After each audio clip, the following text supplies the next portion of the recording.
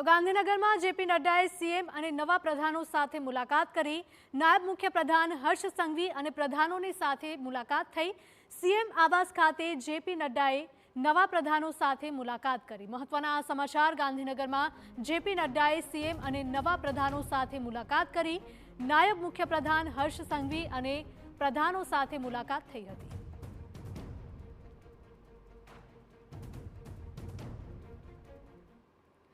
तो आज मुद्दे हमारा संवाददाता रौनक वर्मा लाइव जोड़ाया है। रौनक, दिल्ही गांधीनगर में जेपी नड्डाए सीएम और नवा जेटला पण मंत्रीओ बन्या छे तेमनी साथे मुलाकात करी हती। शुं वधारे अपडेट मळी रह्या छे?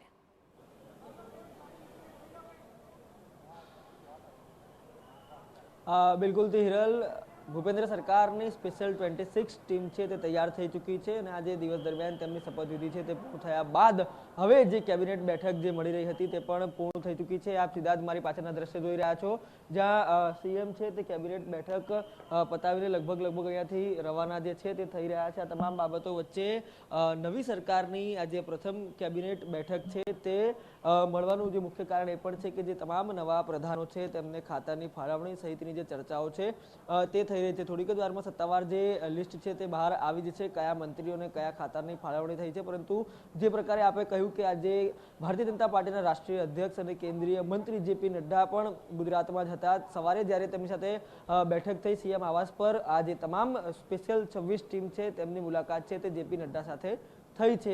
સાથે સાથે ભારતીય જનતા પાર્ટી ગુજરાત પ્રદેશ અધ્યક્ષ જગદીશ વિશ્વકર્મા પણ આ તમામ લોકો સાથે મળીને શુભેચ્છા મુલાકાત પણ કરી છે।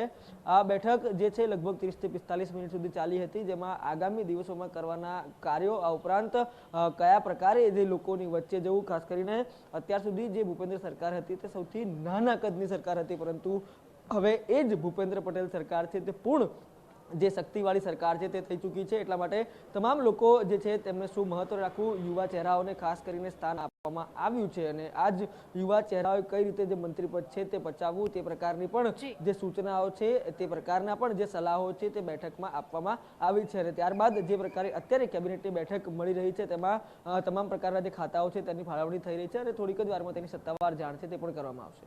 बिल्कुल रौनक, અને જો વાત કરવામાં આવે કે ફક્ત યુવા ચહેરાઓ જ નહીં પરંતુ 3 મહિલા મંત્રીઓનો પણ સમાવેશ કરવામાં આવ્યો છે મંત્રીમંડળમાં।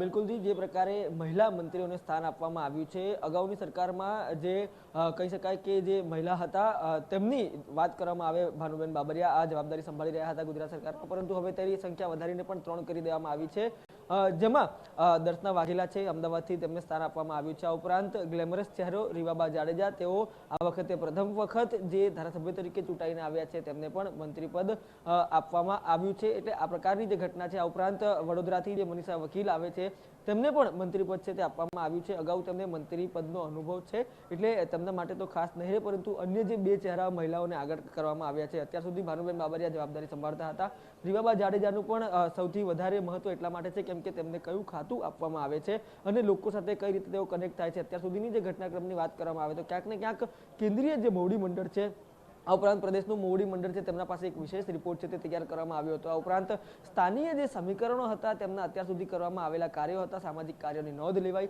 અને આ તમામ બાબતો બાદ આજે જ્યારે મંત્રીપદની શપથ તેમના દ્વારા લેવામાં આવી છે, એટલે કે 3 જે મહિલાઓ છે તેમની આ જે ભૂપેન્દ્ર 26 જે સરકાર છે તેમાં કયા પ્રકારનું પ્રોફાઇલ રહેશે તેના પર પણ એક નજર તો છે જ। જી બિલકુલ રૌનક, માહિતી બદલ આપનો આભાર। સ્પેશિયલ 26ની ટીમ સાથે મુલાકાત કરવામાં આવી છે અને આ બેઠક અત્યંત મહત્વપૂર્ણ। જેપી નડ્ડાએ સીએમ સાથે અને નવા પ્રધાનો સાથે આ મુલાકાત કરી હતી।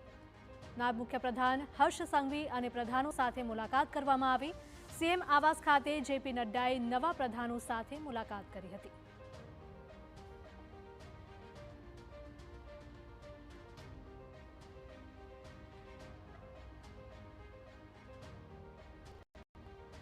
તો સ્પેશિયલ 26ની આ ટીમ છે તે ખૂબ જ મહત્વપૂર્ણ મનાઈ રહી છે, કારણ કે જે પ્રકારે એક એક કરીને મંત્રીઓને પસંદગી કરવામાં આવી છે, કારણ કે દરેક જાતિ અને જ્ઞાતિના સમીકરણોને ધ્યાનમાં રાખીને ખૂબ જ સાવચેતીપૂર્વક આ તમામ પ્રધાનોની નિયુક્ત કરવામાં આવ્યા છે।